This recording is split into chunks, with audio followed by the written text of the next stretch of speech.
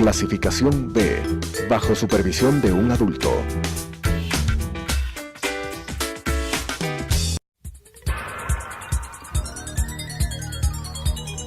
Las opiniones vertidas en este espacio por la producción y dirección del programa son de exclusiva responsabilidad de sus autores y de quienes intervienen en ellos.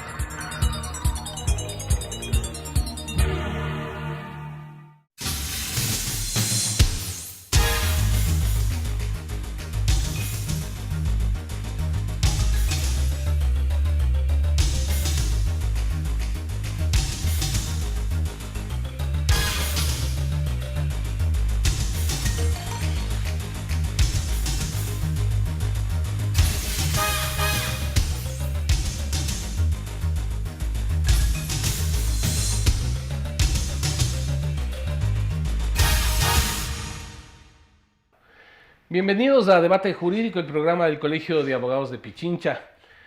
Esta semana vamos a topar un tema que está en el debate, en la discusión, ya que las elecciones del 2021 contarán con nuevas reglas, pues la Asamblea realizó algunos cambios en el Código de Democracia. Se supone que esto todavía tiene que tener el veto parcial o total del Presidente de la República. Pero nosotros queremos aprovechar tal como está lo que ha sido aprobado y lo que se podría cambiar para conversar sobre este tema con nuestro directo amigo Fausto Camacho, quien es el coordinador del Observatorio Ciudadano Electoral. Fausto, gracias por aceptar la invitación una vez más. Tus conocimientos y tu experiencia nos ayuda bastante para dar algunas opiniones a los abogados y también a la ciudadanía. ¿Satisfechos con los cambios en el Código de Democracia realizados por la Asamblea Nacional?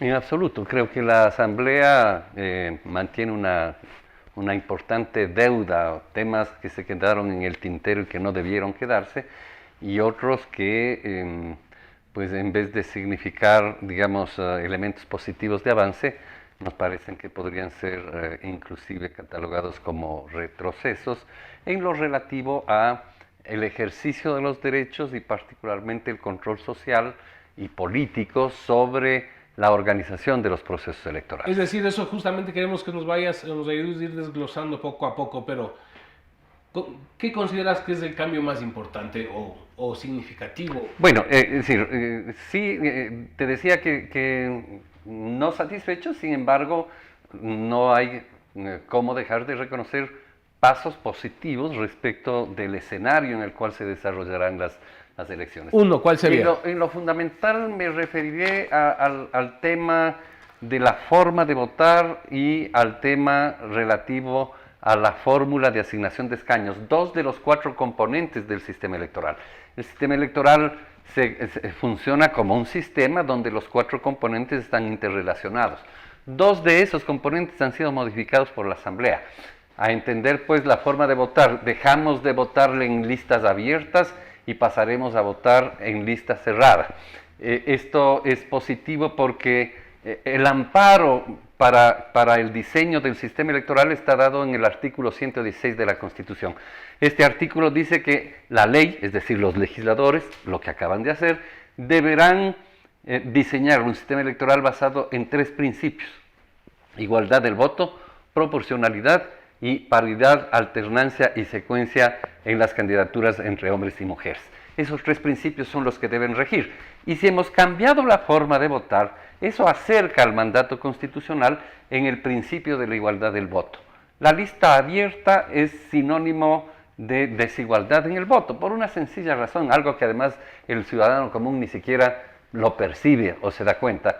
Porque si tú y yo votamos en una misma circunscripción electoral que elige 5, ¿no es cierto? Si tú haces uso de tus 5 fracciones o opciones de voto y hago uso solo de 2, tu voto vale más que el mío. Y eso la gente ni siquiera se da cuenta, pero finalmente genera un tema sí, que termina siendo fracciones de voto. Claro, claro, son fracciones de voto. Y ahora se va a votar nuevamente en listas cerradas. Sí, porque además no se usan todas las fracciones de voto y lo más grave, no se contabilizan las fracciones de voto. Y hay dificultades también en ese tema. Por supuesto, entonces la lista cerrada, sí, significa que ahora votaremos lo que se dice normalmente en plancha, es decir, por una propuesta de un partido. Eso te iba a decir, hoy el ciudadano vota por una propuesta concreta. Sí, ya deja de tener la gran trascendencia que antes tenían las personas, es decir, de alguna manera ponemos un pare relativo, digamos, condicionado al caudillismo exacerbado, a la presencia de aquellas figuras que... Los personalismos, ¿no? Más que por sus planteamientos ideológicos, políticos, programáticos, pues, pueden ser personajes públicos de diferente índole. ¿En cuánto tiene que ver, Fausto, al sistema de Wester? Dicen que esta forma de asignación que ahora hacen los escaños va a dificultar la gobernabilidad porque le va a dar valor a las minorías y entonces regresamos a la época en que había representantes de un montón de partidos que no se ponían de acuerdo. Bueno, esa no es la razón, o sea, me parece que es una razón argumentada por quienes estuvieron en contra de implementar una fórmula de asignación de escaños que entrega mayor proporcionalidad en la representación. En un sistema presidencialista como el nuestro y una constitución que establece poderes muy importantes al Ejecutivo, el que haya un legislativo más proporcional, más plural, con mayor representación... Mejora, inclusive transparenta la democracia. No es negativo, es positivo. No es el Parlamento del cual depende el Ejecutivo como en los regímenes parlamentarios europeos, donde efectivamente la gobernabilidad está dada por la construcción de las mayorías que significan, parlamentarias me refiero, que significan la posibilidad de la estabilidad del gobierno e inclusive el armar el gabinete de gobierno. Pero eso es en un régimen parlamentario. Este régimen que vivimos en el Ecuador es un régimen siempre ha sido presidencialista y el actual es aún más presidencialista que los otros en el pasado. Así que tengamos una representación con mayor pluralidad en la Asamblea. No debería preocuparnos porque no es sinónimo de gobernabilidad. Entonces los que se preocupan son los grandes partidos que estaban acostumbrados a controlar todo. No, los grandes partidos que están aspirando a que en el año 2021 sean ellos los beneficiarios de una fórmula de mayor concentración. Como hizo el correísmo en su momento. Pero por supuesto que sí, eso fue diseñado. ¿Y los correístas ahora sabes algo cómo votaron? Y ellos también defienden ahora porque ellos se consideran ser parte de las posibles fuerzas ganadoras del 2021 junto con el Partido Social Cristiano, ¿no es cierto? Que son en lo fundamental más algunos independientes que han votado ahí, algunos de Excreo y otros que llegaron de diferentes orígenes, los que se opusieron a esta reforma. Y esta reforma fue la que menos votos tuvo, pero en buena hora tuvo la mayoría suficiente, tuvo apenas 76 votos, a diferencia de otras reformas que alcanzaron 117, 120 votos. Como la tercera que me voy a permitir enumerar, que me parece absolutamente positiva, y es la posibilidad de que en un proceso progresivo, valga la redundancia, pues se irá estableciendo una paridad en el sentido de que el 50% de las listas pluripersonales deberán ser encabezadas por mujeres en cada una de las organizaciones políticas. Esto lo que pretende es efectivamente corregir un hecho cierto. En el Parlamento no pasamos de 40% de mujeres en el Parlamento. Y eso gracias a una obligación que está en la ley y que fue una acción del movimiento Mujeres durante... Eso te iba a decir, pero importante para el pasado, o sea, ha sido un avance. Sí, por supuesto. Primero, el primer avance fue la paridad en la conformación de las listas. Por supuesto. Y eso es lo que produjo ese 40%. Pero analizado, bueno, si tenemos paridad en las listas, ¿por qué no tenemos paridad en la representación? Y es muy sencillo. El 80% de las listas desde el periodo de 2009 hasta el 2019 han sido encabezadas por hombres. Y entonces, efectivamente, eso genera como producto que ya en la representación final, si bien las listas, la oferta electoral es paritaria, la representación en sí no alcanza sino una relación de 6 a 4. Pero si decimos que ahora encabezan mujeres, ¿no estamos haciendo lo mismo? Estamos haciendo una medida de acción afirmativa a fin de que efectivamente puedan llegar en mayor número las mujeres al Parlamento. ¿Encabecen las mujeres en qué caso, de qué listas me decías, en las pluripersonales? Las pluripersonales, la mitad de ellas. La norma está dictada de tal suerte que dice que entre la lista nacional y la lista al Parlamento andino, una de las dos debe ser encabezada por una mujer. Y respecto de las demás listas, las que tienen que ver con el exterior más las provincias que no se dividen, ¿no es cierto? La mitad hombres, la mitad mujeres encabezan. Y en las provincias donde existe distritos, o sea, se dividen en distritos, en concreto, Guayas, Pichincha y Manabí, La mitad de los distritos de Guayas encabezarán mujeres, la mitad de los distritos hombres, la mitad de los distritos de Pichincha y de Ahí estaremos Maraví. cumpliendo la paridad. Ahí estaríamos cumpliendo la paridad en no solo en la oferta, sino digamos, o complementando la oferta, y suponemos que el resultado final será una mayor presencia de mujeres Porque en el va Parlamento. acompañado del otro que nos explicabas de las listas cerradas, pues. Claro que sí. Es decir, cuando ya es la lista cerrada, indudablemente vas a votar por la propuesta, por la lista, y entonces la representación corresponde a lo que hace rato si es que no se corregía país. aquello de que el 80% de las listas, por la cultura, porque es un tema cultural, machista que existe en la sociedad, entonces seguirán siendo el 80 y el 85% de las listas encabezadas por hombres. Entonces, si es que la lista es cerrada, la posibilidad del acceso de una mujer es más difícil. Claro. Entonces, el paso que dio el Parlamento en sentido es positivo, que son los 3 elementos, desde mi perspectiva, los más positivos que contiene la reforma, y los temas que se quedaron en el tintero no dejan de preocuparnos, como lo relativo, por ejemplo, a la transmisión de resultados. No se legisló nada respecto de la transmisión de resultados, y al revés, en vez de corregir cosas que permitan mayor transparencia a ese proceso, se ha puesto, por ejemplo, que la audiencia de escrutinios el día de las elecciones se instale a las 5 de la tarde.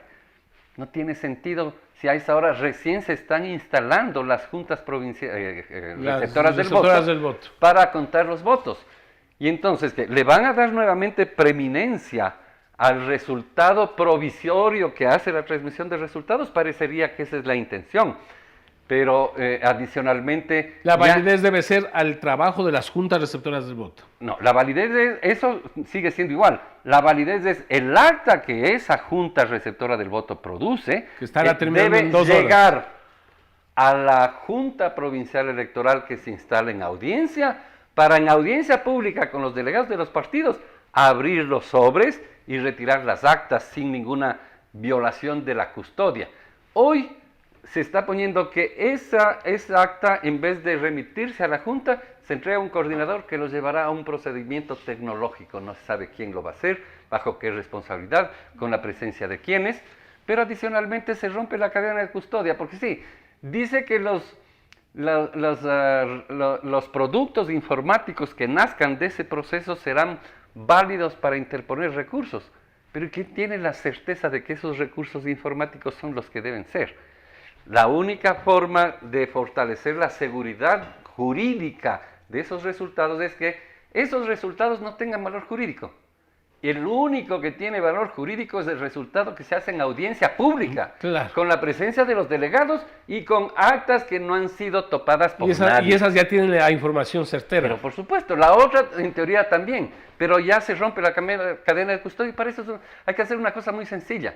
En lugar de tener 3 ejemplares del acta, hay que tener 4 ejemplares del acta. O sea, hay que corregir ese artículo para que, en vez de que sean 3, hayan 4. Uno para la transmisión de resultados, que produce resultados provisorios, que cumplen el objetivo de informar a la población de manera general, en el 85, 90% de lo que logren, digamos, transmitir ese día.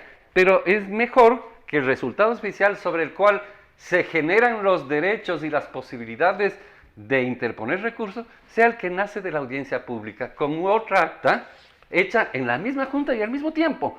Mira tú cómo eso es lo que, entre otras cosas, el observatorio está haciendo una propuesta a otras organizaciones de la sociedad civil para recoger temas que quedaron mal diseñados o pendientes en la reforma, que fueron parte del debate. Entraron, pero no se hizo nada. Claro, no se aprobó. Pero no se aprobó. Entonces, ¿para qué? Para pedirle al presidente de la República que en el veto parcial él corrija los temas que se equivocaron. Fausto, permíteme, vamos a seguir conversando luego del corte comercial.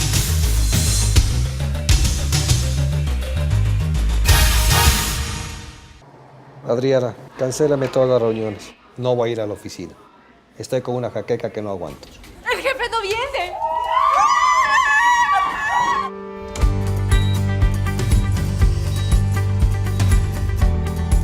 ¿Estás seguro? Salió bien. Muy bien. Bueno. Cuanto antes vayas a Ecuasanitas, más rápido te curas. La empresa de medicina prepagada que cuida de ti. Ecuasanitas. Es bueno estar sano.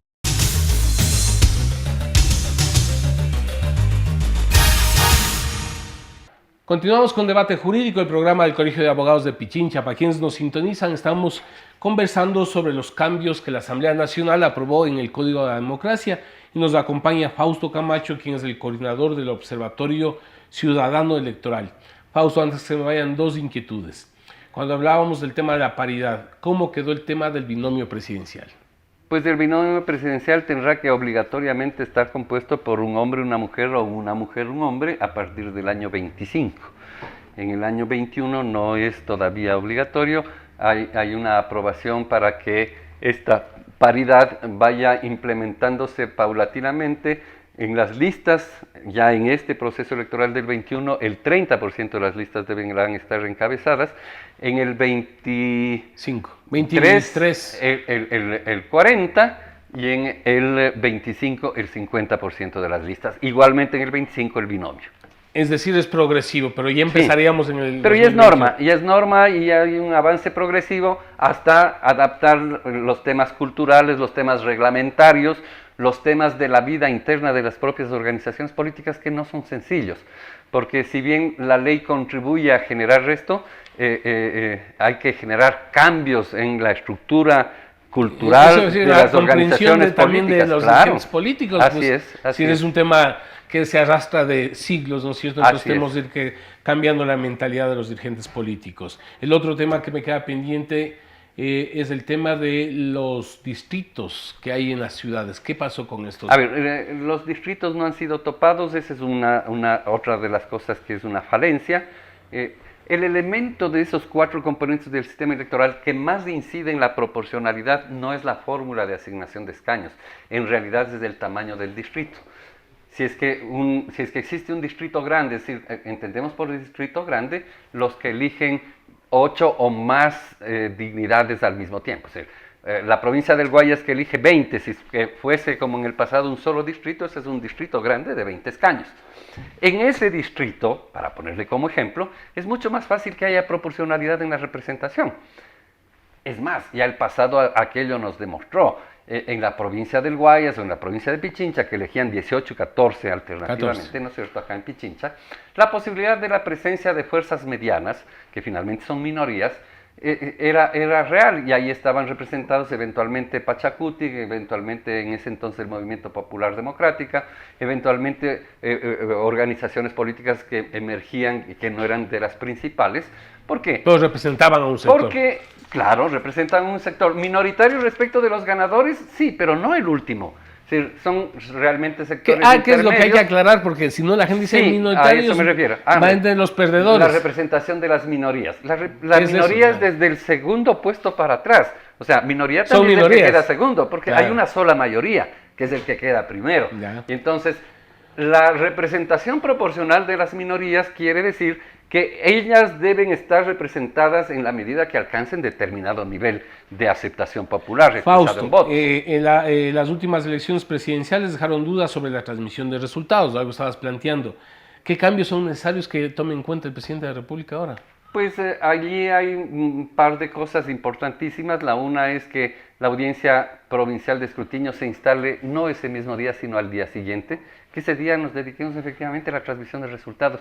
Todo el mundo preocupado en eso y todo el mundo preocupado en que el acta con el cual se va a hacer el escrutinio en audiencia pública llegue con la protección de la fuerza pública a los locales donde van a hacer las audiencias y en sobrecerrado, sin ninguna violación. Y que una vez al día siguiente que se instale la audiencia, esto habrá que ponerlo en el veto, pues inicia el proceso de escrutinio de los escrutinios oficiales, los escrutinios que tienen legalidad desde el punto de vista de valor jurídico de los resultados y sobre los cuales se pueden interponer los recursos por parte de los actores políticos. Esa es la primera reforma que tendría que el presidente, ojalá, pues ubicarla en su veto.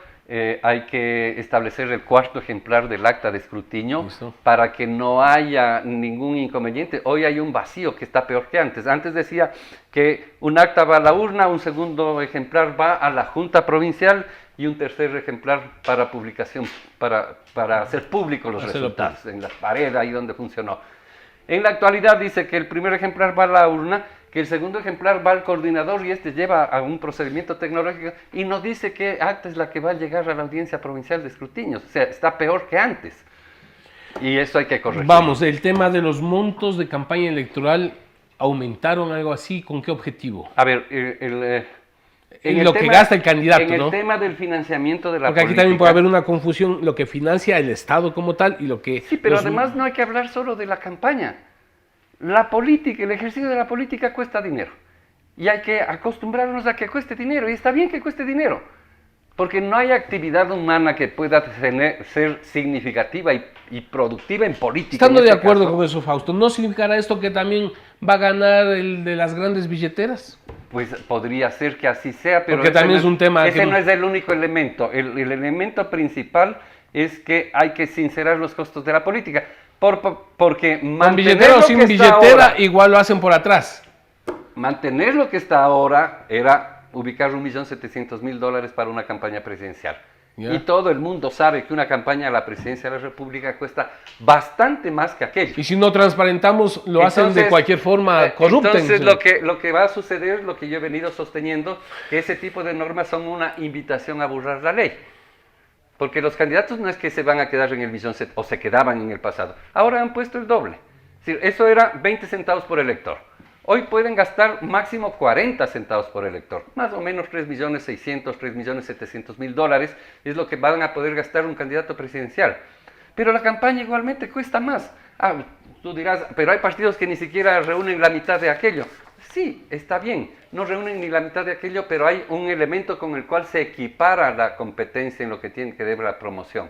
Y es el Fondo de Promoción Electoral, que sigue intacto, sigue siendo igualitario, y que es el que determina en realidad en buena medida, porque ahí está prensa escrita, radio, televisión y vallas publicitarias, al cual tienen acceso de manera igualitaria todos. Eso ha quedado tal como estaba. Eso ha quedado tal como Ya, estaba. en el rato que tú aumentas el monto para lo que gasta, digamos, en este caso el candidato presidencial, de acuerdo, hay que transparentar, pero ¿habrá mecanismo para que el Consejo Nacional Electoral controle eso o seguiremos violentando Mira, la norma? Lo que Claro, porque tú puedes decir 3.600.000, pero resulta que las grandes billeteras siguen por atrás. Lo que ha propuesto la Asamblea es algo tibio.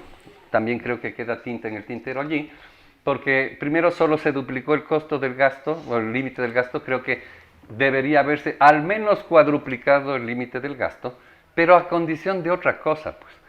A condición de que los ingresos relativos al monto, origen y destino del dinero que ingresa para el ejercicio de la política sean públicos. Mientras eso no sea público, para que tú, para que yo, para que el ciudadano que nos está viendo, para que todo el mundo sepa quién financia cada una de las campañas, no servirá de nada. Ese sistema integrado que hoy está diseñado para que concurran de manera conjunta el SRI, el CNE, A eso me refería. la UAFE, ¿no? Está incompleto esto. Está incompleto porque lo más importante es que esa información sea pública. ¿Y cómo es pública? Tiene que bancarizarse, de acuerdo, pero esas cuentas no tienen sigilo bancario. Y de manera explícita debería decir que esas cuentas no tienen sigilo bancario y que los bancos están obligados a entregar la información. Pero no solo los bancos, sino el propio CNE debe pedir a los bancos que en línea esté en la página web del CNE las cuentas de todos los partidos políticos. A ver cómo se va. Pero por supuesto, entonces allí nosotros podremos ver cuando hay el gran cierre de campaña en una plaza X de una ciudad, ¿no es cierto? ¿Cuánto costó eso? ¿O no está reportado, pues? ¿No es cierto? Claro. Entonces, solo si el elector, nosotros los ciudadanos y ciudadanas tenemos acceso a esa información antes del día de las elecciones, eso es válido. Debate obligatorio entre candidatos. Absolutamente legítimo, absolutamente necesario. Creo que ese es otro paso positivo que no habíamos señalado, pero que obviamente el órgano rector de esos procesos de debate tiene que ser la autoridad electoral. Eso no se puede delegar a los medios privados ni a los medios públicos. Por supuesto, porque ahí se juegan intereses de grupos también, entonces, pues. tiene que ser el administrador de las elecciones, que se supone que es un juez imparcial, es un árbitro imparcial, el que tiene que, a su vez, contando con el apoyo de periodistas, de profesionales, estoy de acuerdo en eso, pero es el responsable de organizar aquellos debates, no solo de los candidatos presidenciales, de todos los candidatos a los ejecutivos, es decir, presidente, prefectos y alcaldes en lo fundamental. Pero hablan de que tengan un número de habitantes esa parte puntuales. yo en lo personal me parece absolutamente equivocado. No se puede legislar en condición de desigualdad. El municipio por grande supuesto. sí y el municipio chiquito no. Ahí los electores no tienen los mismos Ahí derechos. se está que los violentando grandes. derechos. Se está violentando el principio de la igualdad ante la ley. Así es. Entonces, eso también puede y debe ser corregido por el presidente de la República en el veto parcial. En esta acción que esperamos, digamos, concurrir la próxima semana públicamente en una rueda de prensa o en algún mecanismo para hacer público el pedido de organizaciones de la sociedad civil y de organizaciones políticas a las que vamos a invitar. Gremios que quieran, también. Sí, por supuesto. Gremios, de todo tipo de organizaciones interesadas en el futuro del proceso Por electoral supuesto. para pedirle al presidente que en razón de puntos muy concretos y con razones muy concretas y propuestas ya de articulados concretos, pues Necesito una opinión última antes de que se me lleve a acabe. efecto ese veto. Se me acabe el tiempo. Tu opinión sobre el juicio político a Diana Tamaín.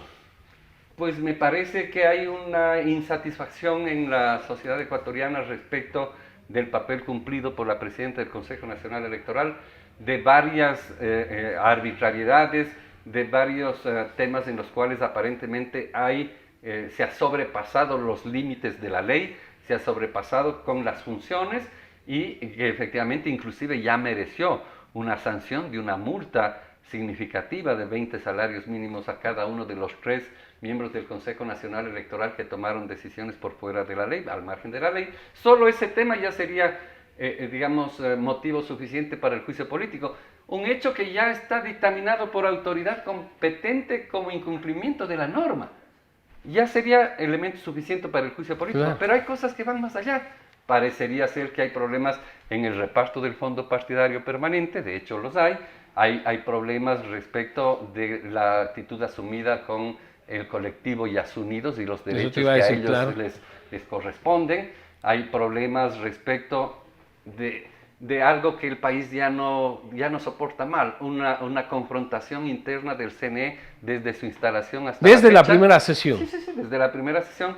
Que Consejeros separados, sin funciones y consejeros que acaparan todo. Exactamente. Entonces, eso obviamente va en contra de la ética y de la ley.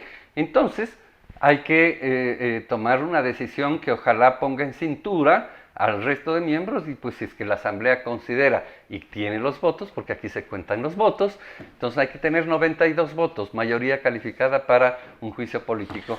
Pues habrá que sumar y restar votos y hay que ver, ojalá no se estén haciendo este rato ofrecimientos para yo te doy esto, tú me das los votos. Que no sería correcto y la población va a estar vigilante de estos Y acontecimientos. desgraciadamente no ha dejado de ser una conducta de algunos sujetos políticos y de algunos integrantes del Consejo Electoral. Fausto, queremos agradecerte, tus opiniones son muy importantes, nos ha acabado el tiempo.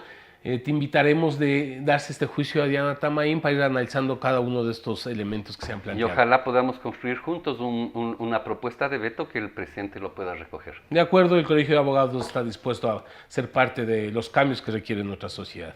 Muchas gracias.